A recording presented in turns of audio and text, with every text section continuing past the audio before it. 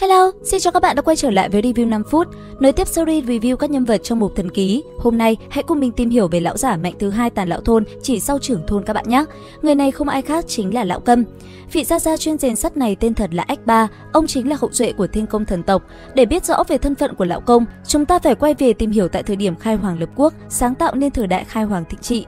Khi ấy, được sự trợ giúp của tứ đế cổ thần, Thổ Bá và đặc biệt là Thiên Công, vị thần vĩ đại cai quản bầu trời. Dưới trướng Thiên Công có một chủng tộc gọi là Thiên Công thần tộc, mang trong mình một phần sức mạnh của ông. Thiên Công sai khiến một phần thần tộc cử người tới giúp khai hoàng, bởi vì họ giỏi rèn đúc, chế tạo bảo vật nên ở vào thời đại khai hoàng, kỹ nghệ rèn đúc đã đạt tới đỉnh cao trước nay chưa từng có. Rất nhiều thành tựu kiến trúc, máy móc, thần binh, thần khí được tạo ra. Trong đó có một người tên là Lý Du Nhiên, được mệnh danh là Thiên Công mạnh nhất thời bấy giờ. Thậm chí đến cả sau này cũng hiếm ai đạt tới được trình độ của Lý Du Nhiên. Dưới bàn tay tài hoa ấy, những chiếc bỉ ngạn phương chu được tạo ra. Cuối thời đại khai hoàng, Thập Thiên Tôn ghen ghét, hạ lệnh hủy diệt khai hoàng quốc. Lý Du Nhiên lại ra tay chế tạo ra hai tuyệt thế thần khí. Thứ nhất là Đế Quyết Thần Đao chảm sừng Thổ Bá, lập nên phong đô, hóa thành núi thần, ngăn cản bóng tối. Và thứ hai là Vô Ưu Hương cùng Vô Ưu Kiếm, che chở con dân vượt cơn hoạn nạn. Lý Du Nhiên tự mình dẫn dắt sự chú ý của thiên đình, tranh thủ cơ hội cho tộc nhân chạy trốn. Sau đó, ông đến Phật giới, trở thành Đế Thích Thiên Vương Phật, dưới sự che chở của Phật tổ. Thiên đình nghiễm nhiên không dám làm gì ông. Nhưng tộc nhân của ông lại không may mắn như vậy, họ bỏ trốn trên một con thuyền bỉ ngạn, không may trên đường lại gặp phải Hàn Thiên Quân của thiên đình dẫn quân chặn đánh. Họ bị quân đội thiên đình tàn sát tới 9 phần, chỉ còn sót lại một phần là bởi vì thiên đình đã ra tay đến mức chán chả buồn động tới nữa. Lúc ấy, Hàn Thiên Quân nhốt họ trên thuyền, dùng phong ấn giam giữ họ lại để cho hậu duệ Thiên Công thần tộc tốn tới hơn 20.000 năm mới mở ra được một con đường để cho một đứa bé thoát ra ngoài.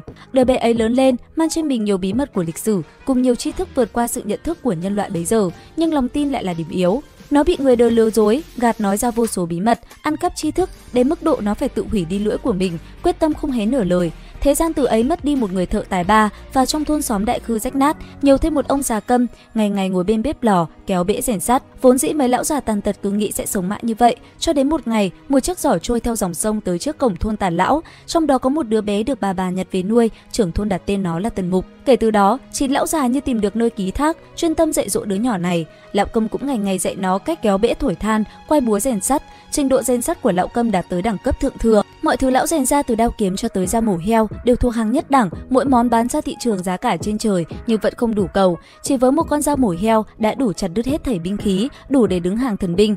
Suốt những năm tháng thơ ấu của Tần Mục đều được chín ông bà lão dốc tâm chỉ bảo, sống trong tình cảm của những lão già tàn tật, có bà yêu thương như con, người què hay dẫn đi chơi, mã gia, người mù, người điếc thật tâm dạy dỗ, đồ tể đinh khủng huấn luyện, dược sư thì hay đem ra thử thuốc.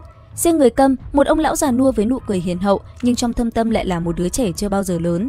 Lão thường lừa Tần Mục trúng bẫy, xài hiền hậu để bày mưu mô. Nhưng có lần, lão nhẹ nhàng ném cho Tần Mục một viên kiếm hoàn nặng khủng khiếp, trực tiếp đè Tần Mục bẹp dí dưới sàn. Mặc dù hay trêu chọc, luôn tỏ ra mình là một kẻ lưu manh, nhưng tình cảm của lão Câm đối với Tần Mục là không thể nghi ngờ, không hề kém hơn bất cứ ai trong những lão già ở đây.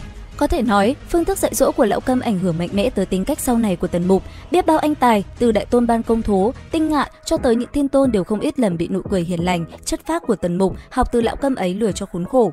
Lão Câm ngoài tài nghệ rèn đúc ra thì thực lực có lẽ chỉ đứng sau trưởng thôn, thậm chí tiềm năng còn hơn xa, bởi lẽ lão là hậu duệ của thần tộc, thần kiều không bị chém đứt, chỉ là lão dành cả đời để rèn sắt, không chú trọng tu luyện chiến đấu mà thôi. Ngày thiếu niên tổ sư tới thôn đã nhận ra, trong thôn ngoài trưởng thôn là kiếm thần, thực lực siêu quần bạt tụy thì còn có ông lão cầm búa có sức đánh được tổ sư. Bởi vì là hậu duệ của thần, Lão Câm cũng không sợ bóng tối của đại khư, lão có thể tùy tiện ra vào bóng tối mà người khác không làm được. Lão vẫn thường lái chiếc thuyền bạc là sản phẩm của chính lão rèn ra, tùy ý biến thành mọi loại hình dáng đi vào bóng tối ngao du, tìm các nguyên liệu rèn đúc trong những di tích viễn cổ. Khi Tần Mục trưởng thành, rời thôn đi xuyên khang cầu học, Lão Câm cũng là người đầu tiên rời đi. Không ai biết lão đi lúc nào, đến khi nhận ra đã không thấy người đâu. Trong trận phản loạn ở Thiên Ba Thành, Tần Mục vô tình triệu hồi Đô Thiên Ma Vương, pháp thuật mất khống chế, Ma Vương muốn mở cổng kết nối hai thế giới, ma quỷ âm kéo tới, nhưng bị Lão Câm dùng hàng ngàn viên kiếm hoàn, hóa hiện ra mưa kiếm đầy trời bao phủ cả tòa thành rộng lớn. Kiếm quang bàng bạc như bầy cá, hàng vạn con bơi lượn khắp trời, đánh cho Đô Thiên Ma Vương một thân tàn tạ. Lúc bấy giờ, Tần Mục gặp lại Lão Câm, hắn mừng rỡ ôm lấy, nhưng Lão Câm xách dương nặng quá, ôm không nổi, chỉ đến khi lão bỏ cái dương xuống, Tần Mục mới có thể vật gã lão ra. Ông cháu vui đùa ha ha, quốc sư tiến đến, tỏ lòng ái mộ đối với Lão Câm. Lão Câm thể hiện một lần, từ trong dương vô số kiếm hoàn tròn trịnh bay ra, hòa tan thành một đám chất lỏng, lại ngưng kết thành đủ loại binh khí, pháp bảo, cuối cùng biến thành thuyền bạc, chở Lão Câm bay vút đi mất, để lại Tần Mục cùng quốc sư đang há hốc mồm kinh ngạc. Tần Mục nói, đó là trưởng bối trong nhà ta, khiến cho quốc sư càng thêm tò mò. Rốt cuộc, sao thế Tần Mục như thế nào mà trong nhà lại có trưởng bối tài năng lẫn thực lực mạnh đến như vậy? Tiếp đó, Tần Mục đem những gì học được từ Lão Câm truyền bá tới Duyên Khang, cải tiến chất lượng máy móc, cơ khí, vũ khí, những thiết bị được cải tiến bởi kỹ nghệ thần kỳ, có hiệu suất vượt trội hơn xưa. Không những thế, nhờ vào tài nghệ rèn đúc mà Tần Mục phục chế được thần khí pháo xạ nhật, một pháo bắn thủng bầu trời, hạ sát được cả thần linh. Chính vì thế, thượng thương thần linh giáng trần, quyết hủy diệt Duyên Khang. Tần Mục hiệu triệu quân hùng thiên hạ, cùng 9 lão ra tay ngăn cản. Một mình Lão Câm chiếm một đỉnh núi, cả người lão hừng hực ngọn lửa, xông lên trời cao, tượng như chí cao vô thượng thần hỏa, tiêu thẫn thế gian. Lão chiến đấu bên cạnh các đồng đội, thành công tiêu diệt thượng thương nhưng cũng bị thương nặng, liệt hỏa gần tàn, may thay được Tần Mục kịp thời cứu chữa. Sau sự kiện ấy, Duyên Khang kiếp phủ xuống, nhân dân lầm than, 9 lão lại ra tay cứu giúp. Tần Mục đến thiên đình, 9 lão ở lại, đem sở nghệ của mình truyền cho thế gian. Lão Câm cũng ở trong đó, đem tri thức cùng bí quyết của mình, đưa kỹ nghệ rèn đúc, tạo tác của Duyên Khang lên tầm cao mới. Chỉ trong vài chục năm đã dần dần đuổi kịp thời đại khai hoàng năm xưa. Kỹ nghệ của lão nhanh chóng giúp Duyên Khang trở thành lò rèn của cả vũ trụ, mà bản thân lão cũng thăng tiến không ngừng. Trên rèn đúc chi đạo, lão đã làm được tới rèn đúc vi mô, từng hạt nguyên tử nhỏ nhất qua chùy pháp của lão cũng được rèn luyện, khắc lên đại đạo ấn ký. Sản phẩm sản xuất ra không những cải thiện về hình dáng, chất lượng mà còn tiết kiệm nhiên liệu, không như Tần Mục chỉ chú trọng tới hiệu suất, còn năng lượng thì ngốn gấp đôi gấp ba. Lão còn rèn cho các lão già trong thôn khác những thần binh tuyệt thế, có kiếm của trưởng thôn vừa thành hình liền khiến kiếm đạo rung động, để cho binh khí hình kiếm trên toàn lãnh thổ Duyên Khang run rẩy. Có đao của đồ tể chém rách hư không, có đạo luân của bà biến hóa vô song, lại có bút nghiên của người điếc, giày của người què, cũng là hàng tuyệt phẩm trong tuyệt phẩm. Năm ấy trong tổ đình, vì ngăn cản kẻ tiên sử xâm lấn vũ trụ mà người què mất tích, Tần Mục trong cơn đau khổ điên cuồng tàn sát kẻ tiên sử bị phong ấn, cướp lấy những vũ khí bằng thần kim của chúng. Lão điếc đem đống thần kim ấy lại dựa trên rèn đúc chi đạo đạt tới 28 trọng thiên, cùng 5 đế chu tước tổ địa đạo hỏa tương dung, nung chảy thần kim, tôi trong nước chí âm chí hàn của Thiên Âm Hải, lại mời thêm Bắc đế, Tây đế, Đông đế cùng lão mù, Khai Hoàng, Quốc sư và tất cả các cao thủ kiếm đạo, trận đạo rèn nên kiếp kiếm, ứng kiếp mà sinh.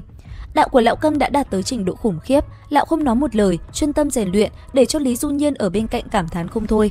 Lão Câm là hậu duệ đời thứ bao nhiêu của mình, Lý Du Nhiên cũng không biết, nhưng bây giờ sóng sau xô sóng trước, Lão Câm này đã có thể đuổi kịp mình, đem rèn đúc chi đạo đạt tới mức mà Lý Du Nhiên cũng chưa từng làm được.